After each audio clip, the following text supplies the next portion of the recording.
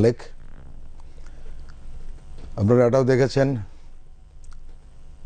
যে জানাজার আগ মুহূর্তে দলের স্থায়ী কমিটির সদস্য নজরুল ইসলাম খান বেগম খালেদা জিয়ার সংক্ষিপ্ত জীবনী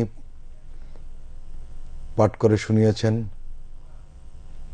এবং তিনি কিছুটা আবেগ আপ্লুত হয়ে পড়েছিলেন এবং জানাজার নামাজ অনুষ্ঠিত হলো। তার জানাজার নামাজ পড়ালেন জাতীয় মসজিদ বায়তুল মোকাররমের খতিব মুফতি মোহাম্মদ আব্দুল মালেক। এবং আমরা এই মুহূর্তে যেটি দেখতে পাচ্ছি যে ইসলামিক বক্তা মিজানুর রহমান আজহারি তিনিও আসলে খাটিয়া তুলে নিচ্ছেন বেগম খালেদা জিয়ার,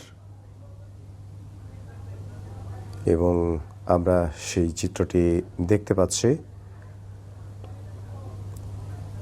তিনবারের প্রধানমন্ত্রী, বাংলাদেশের প্রথম নারী প্রধানমন্ত্রী, তার মরদেহ এই মুহূর্তে